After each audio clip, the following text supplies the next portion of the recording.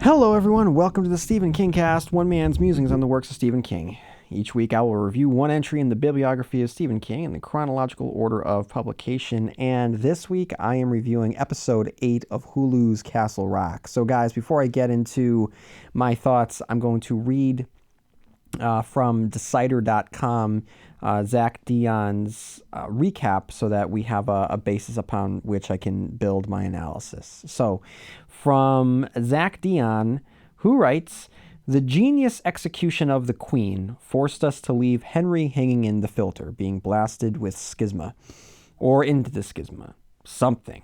Despite Odin Branch's pontificating, we still don't know. And as with many things, we aren't finding out tonight. In Castle Rock, episode 8, Past Perfect, we aren't even reuniting with our guy until we take in a 10-minute vignette about a man's descent into madness. In many ways, a miniaturized version of The Shining. A lost-style boom, a thrumming bell, and a jarring swipe of the camera whoosh us to the face of an about-to-snap professor named Gordon. He's barely familiar. Half of the couple, Molly, briefly tried selling a house, and it's discomforting having no clue why we're here. The show keeps injecting meaning anywhere it can, though, and the smug guy in the hot seat contends repression is a cruel Darwinian tool. The human mind is expressingly designed to forget much of its past suffering. The Shining's very first sentence fits another cold open on an interview with a violent academic. Jack Torrance thought, officious little prick. The doofus is only in the room so the prof can assault him for sleeping with his wife. Gordon and said wifey by Warden Lacey's house to turn into Castle Rock historic bed and breakfast with local murders recreated in exquisite detail. They're planning to acquire more properties and help rebrand the town as what Jackie affectionately refers to as a murder theme park. Instead of typing the all work and no play credo ad nauseum, Gordon walks sanity's tightrope by prepping mannequin body parts for gory displays. But as the overlook gave Jack the final push he needed, something about Lacey's dozens of oil paintings of the kid, yikes, takes possession of the professor. Nor does it help that his first guests are married folks having an affair. Wearing clear, blood-spatter-ready glasses Patrick Bateman might have tried at his age, Gordo nips upstairs to slash the adulterers to death under the watchful eye of the kid up there on the wall. He rises like he's one of his death mannequins and, relievingly revealed soon after, does not kill his wife. She gets an affair, he gets a double murder. Repression, baby. Molly gets visions of plenty of what Henry has seen and maybe more. It's again absorbing and unenlightening. But what in God's name is that flash of the kid looking fancy with coiffed hair shouting, no? Tough luck on the answer for that one. Ditto dead Odin with a fire poker in his eye and no one to witness it. Unless the kid or a stabby unknown party visited the site, the suspects are Molly, Odin's interpreter Willie, or Odin himself. None seems sensible or worth exploring. At this stage, it's starting to feel like we have to let some stuff go. They really just locked you in there and left? Molly asks in the car after rescuing Henry. Is there something new he understands now looking out her window? I know it was only a few hours, but it felt like years, he said. I thought I knew how the world had worked, what was real and what's not. Henry finds his mother asleep and the house silent. And it's time to have a face-off with the entity who last week seemed a lock for a reincarnated Matthew Deaver. Somehow, that all but certain reveal is already fraying. He shows Pangborn's body to Henry and suggests they hide him in the woods to protect Ruth. Then, echoing their first conversation as well as Henry's father-son woods walk, the kid asks, "Do you hear it? You do, finally. We have to go. We have to go to the woods." He gets angry for the first time before hobbling away as the cops pull up. "I waited for you. I waited 27 years. I rescued you from that basement, and I didn't ask for any of this." Rescued him? Ruth isn't arrested, allowing her to explain to Henry, "I don't know how he came back, but he did. Only I stood up to him this time like I should have before. I protected you and your boy." The fact that she's forgotten that she actually killed Alan, while totally in line with her dementia, sadly feels like tampering with the evidence of Matthew being the kid. It's hard to picture a more clever and emotionally resonant solution to the mystery, so hopefully Castle Rock isn't planning an awkward twist or an out-of-the-blue explanation via a Stephen King novel. The show hasn't set itself up to pop out and say, surprise, he's Leland's gone. And I completely agree. Odin promises Henry self-knowledge abounded inside the filter, plus true closeness with his son. And given a chance to be honest, he keeps giving Wendell a BS I had to do something non-apology. Little Champ had to sleep in the pews of his grandfather's church after Ruth sent him away without explanation. It's fucked up, Dad, Wendell assesses. Then, in line to board the bus back to his mom, Grandma's got dementia, and she taught me more about you in one day than you have in my whole life. Henry promises him a few weeks together soon. He only needs a couple more days in town. A bird smashes into the window before departure, and Wendell gets his first experience with the old schisma blaring in his ear. He gets off at the Jerusalem's lot bus station and starts walking to the Rock. Derry and Chester's Mill got their overt mentions last week, by the way. To follow up the kids' basement trip, Henry sneaks into Lacey's, which after all that cellarish teasing yields nothing. With nobody home and his car parked right in front, Henry creeps to the second floor. 2 questions, why and why? Andre Holland throughout the series has to quietly react to a lot of weird shit, but Henry seems different since the filter, and his reaction walking into the room with all the kids' portraits is a new species of this cannot be happening, but of course it's happening. He learns the kid doesn't age, and a familiar shirt either gives him yet another secret of the puzzle or simply emphasizes the link between them. Discovered by the wacko Gordon, Henry isn't remotely prepared, weakly trying "I knocked and I'm a lawyer" as explanations. Wifey sneaks up and stabs Henry in the side, much like the kid got stuck last week, only with gray sweatpants instead of a gray sweatshirt. The scuffle leads her to gash her own throat, and Henry bolts. Fully feral Gordon catches him, and in a fantastic turn of events, Jackie Torrance materializes to chop the prof in the head with an axe. Discriminating viewers probably noted her tale discriminating viewers previously noted her tale of that namesake uncle trying to axe murder his wife and kid at some fancy ski resort was unfaithful to the Rogue Mallet featuring novel, but it's underscored here as an homage to Stanley Kubrick's film. Like the Bob Gunton photo in Shawshank, Jackie reminds aficionados of King's adaptation they're as welcome here as constant readers. Waiting to talk to police for the second time that day, Henry gets a call saying Ruth showed up at the church asking if Pangborn was alive or dead this time. He flees the scene, and it's unclear how that's going to work out, with an asshole cop already calling Henry the Black Death that morning and noting the body count amassing in and around his wake.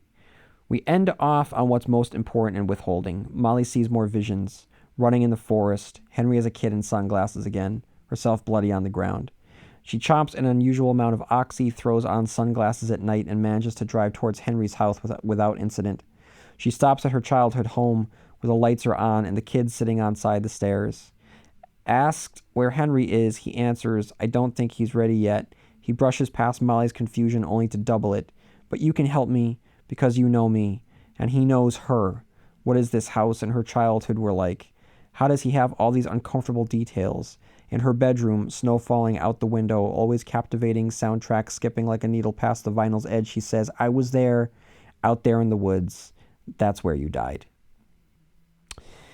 And I gotta shout out Zach here for catching something that I didn't even think about, but he points out a great constant reader Easter egg. He writes, Gordon has always been interested in the macabre. He did his PhD on the BTK killer.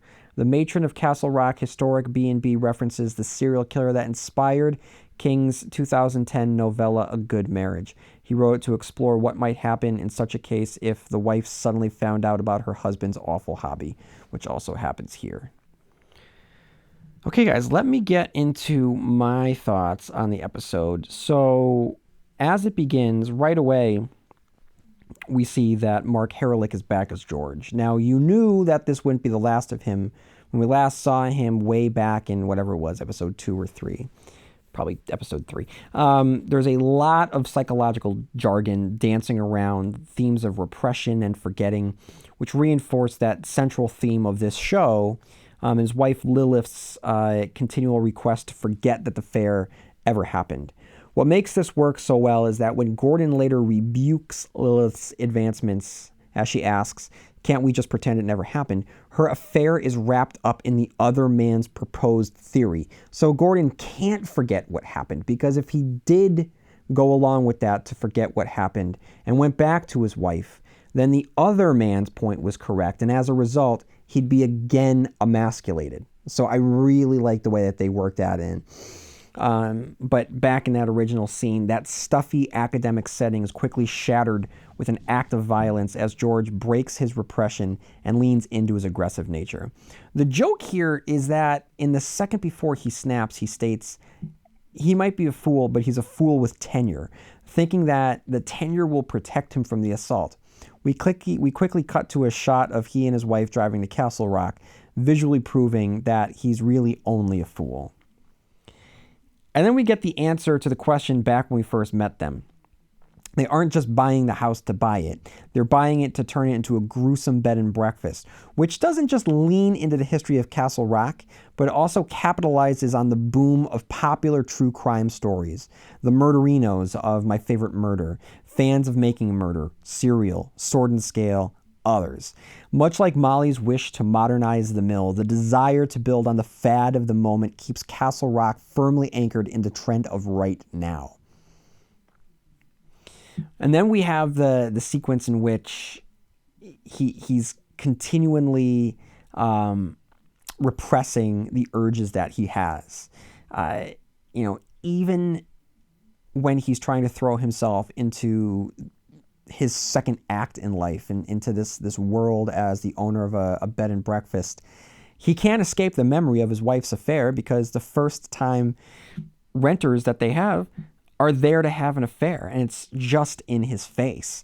And that moment where he's just sitting on his bed listening, obviously thinking about, his wife and her lover, and just obsessing on it. The way that the screams of passion turn to screams of horror, it's so well done. This whole rapid descent, it's handled so wonderfully.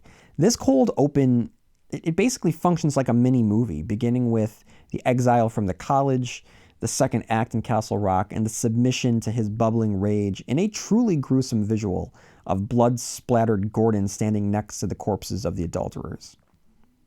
After the credits, Molly rescues Henry from the van. And I'm disappointed we didn't get more from the schisma. So much was built up, and I'm sure that within the next 2 hours left, we'll get the answers that we need to the schisma. But it just, I kind of expected more than him just being trapped in a van. Like I said, I'm sure that there will be more, but at this point, I had expected something bigger than what we got. And also, when we had last seen these two together, she admitted that she killed his dad. Henry apologizes to her. He tells her that she's not crazy. But this is a heavy bomb to drop on someone that would irrevocably change a relationship, even if the father was a horrible person. To let this go without mention seems almost disingenuous to the characters. I'm not really sure how I feel about this. I don't know. With 2 hours left, I don't know where it's going to go. I don't know if it's going to get brought up again. It just kind of seems like a big plot point to just have Henry not address again from this point forward.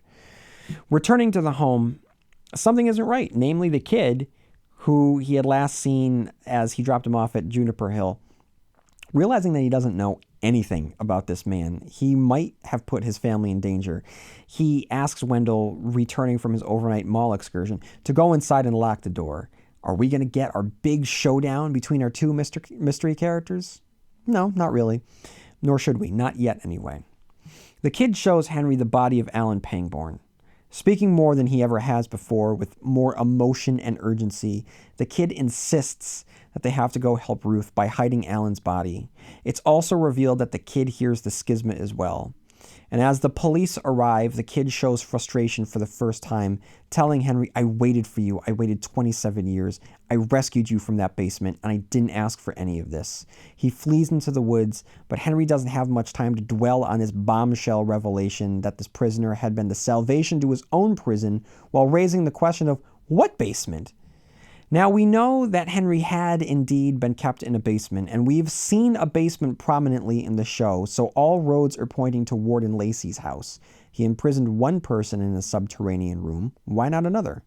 As the kid flees, Henry steps outside, and something more horrifying than murderous college professors occurs. An innocent black man walks out of his house to find a policeman with a gun. At that moment, I grew very, very scared for Henry. The former police chief dead in the garage, a black man a few feet away. Things are not looking good for Henry. Things have begun to spiral out of control in this town. I'm going to get to this in a little bit, but chaos and worse impulses begin to take hold of this town, with Gordon sawing up the bodies of his victims, and in a surprise twist, the still living Lilith, who was not murdered by Gordon, assisting in the cleanup. Jackie comes to visit because, of course, she does. How is she not going to investigate the evil bed and breakfast that has popped up, that is capitalizing on all of the history of Castle Rock? She's studied enough evil in this town, however, to recognize when something is off. Okay, and as this occurred, the fact that she's able to sniff out that something's wrong with these people, it makes you question if there was something to it that she's able to sniff out the danger of these two, and she didn't get that same sensation when she was with the kid a few episodes back. If her Castle Rock murder sense didn't tingle then, but it is now, is that an indication that the kid is indeed not necessarily an inherently evil individual? In the aftermath of the discovery of Alan's body, Henry and Wendell have a moment together. Even in death, Henry doesn't fully warm up to Alan, saying that he was someone who wanted to be a good man, and sometimes he was. I like that he still doesn't fully give Alan credit. Yes, while Alan was complicit in locking up the kid, he had protected Castle Rock for years and took care of his mother while Henry ran and hid. Outside, the state police speak with Henry, and she's not having it, and she lays into him about his presence bringing badness to Castle Rock. And as she's saying that, she drops a nickname that apparently Henry had and calls him the Black Death.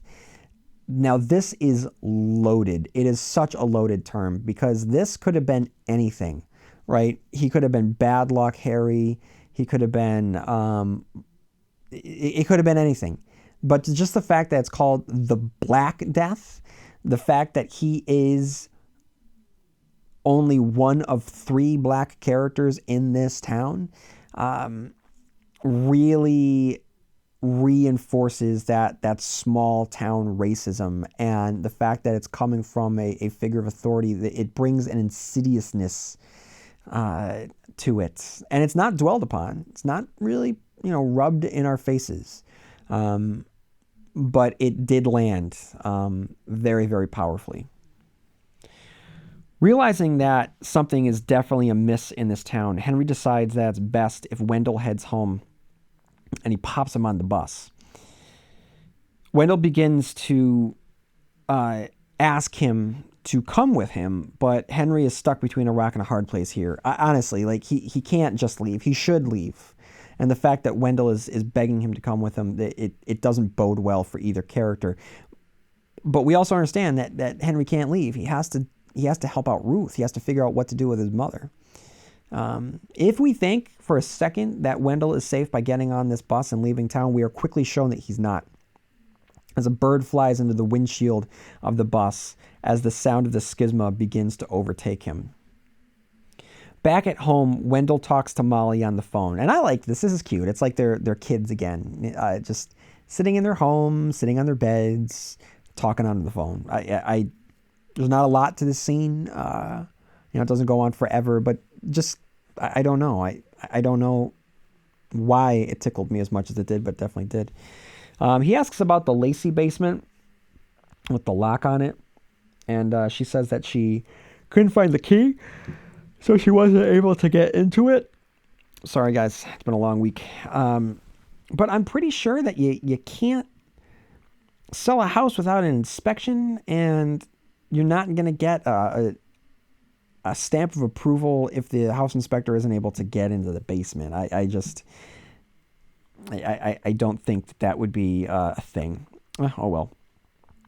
Henry arrives at the former Lacey household, and I was freaking out the entire time. I did not want Henry to enter the house, not because I thought his life was in danger. I just didn't want the black man embroiled in mystery and tragedy to break into a house and leave his fingerprints everywhere. And then Gordon shows up. The tension from this scene is maddening. The way Henry backs into the hallway, you feel he's being stalked. And when the exploratory knife jab from Lilith gets him, though I hadn't thought his life was in danger, now I worried that he'd be gravely injured and worse, framed for the murders that had occurred. As the scene unfolded, I was watching through my fingers, laughing in discomfort as Henry stumbled his way through the murder attempt, somehow making them stab themselves in a bit of Naked Gun slapstick violence. And I'm not saying that it wasn't well done. It was perfectly executed when the music drops out and we're just there with them, and it's very, very intense. The remarkable choreography and tension. There was just, for me, and it's my own subjectivity, a whiff of humor to it, and I appreciate it. This is not a diss.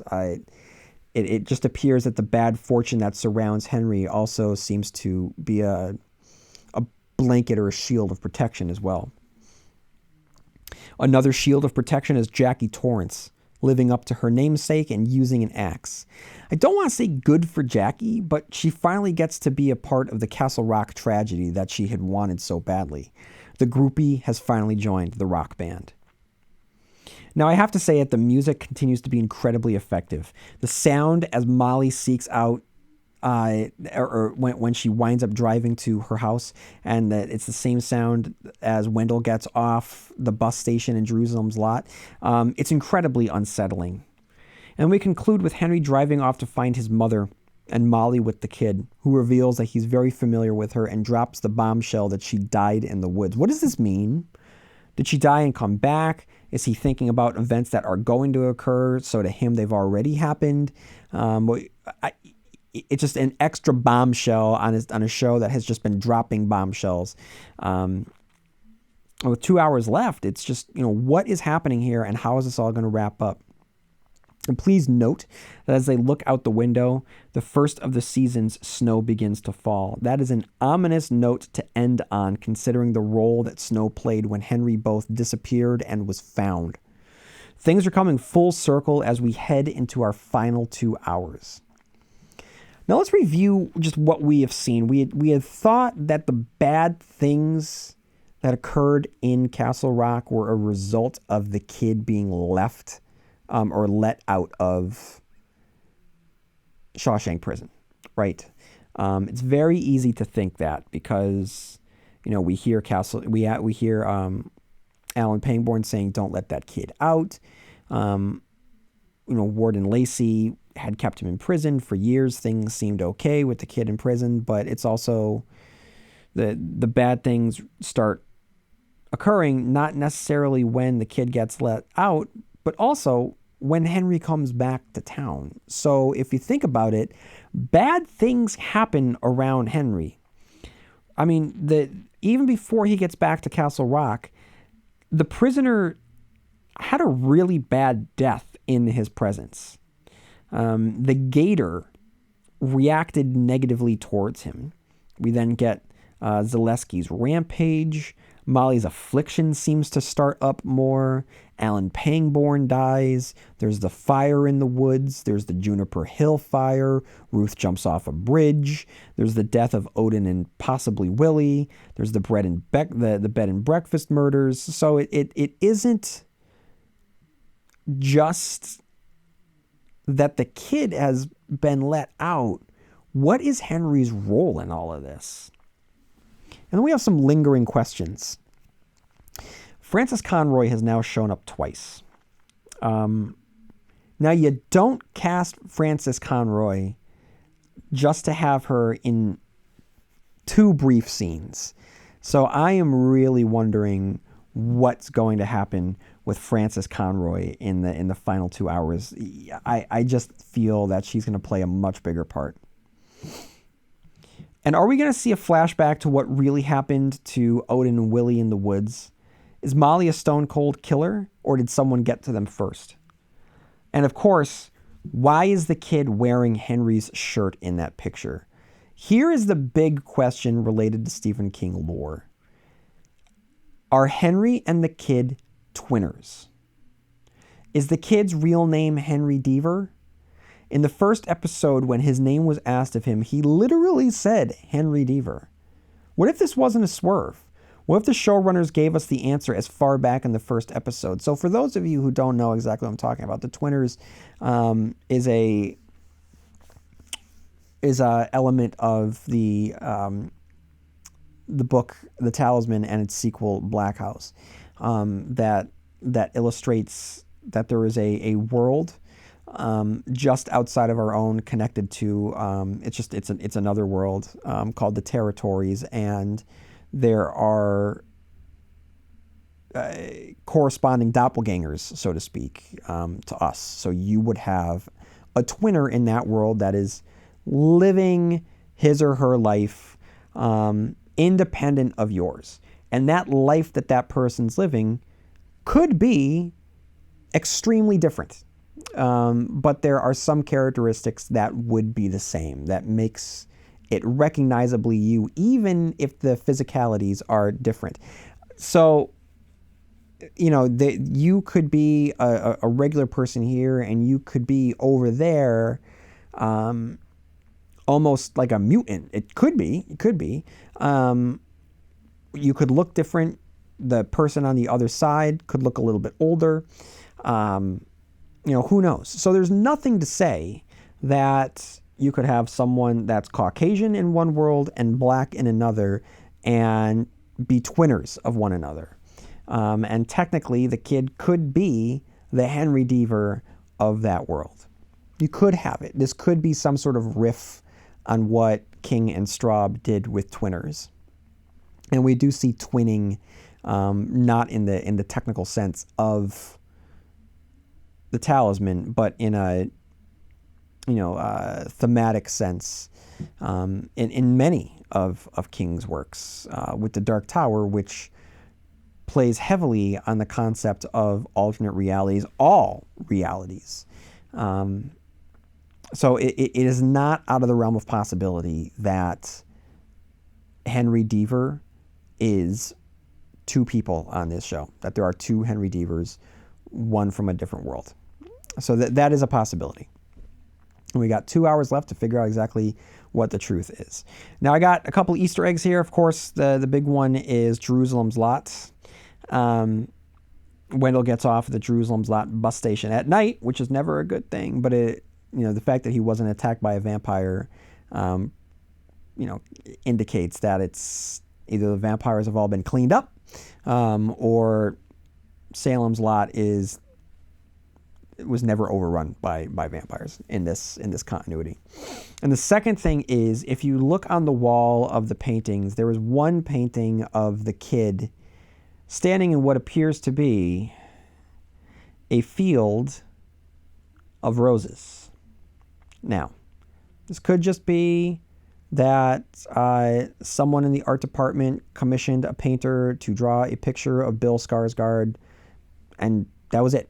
Okay, paint this picture, and then the artist decided to kind of add this rose feature. That could be it. Or this could be some sort of signal to the audience in the know that there are other worlds than these at play in Castle Rock. Who knows? And also just the fact that there's all these paintings that does invoke Patrick Danville and Rose from Rose Matter and the painting. So paintings in the world of Stephen King do have significance. So let's see if there's significance to the painting of roses on the wall. Okay, guys, this was a shorter episode this week, but I am very excited about the episodes 9 and 10. I can't believe that we are almost at the end of our time with Castle Rock. It really, really flew by, and I have really enjoyed recapping these episodes. So that's all I got this week, guys. And may you have long days and pleasant nights. And I'll see you here next week where MOON spells Stephen King Cast.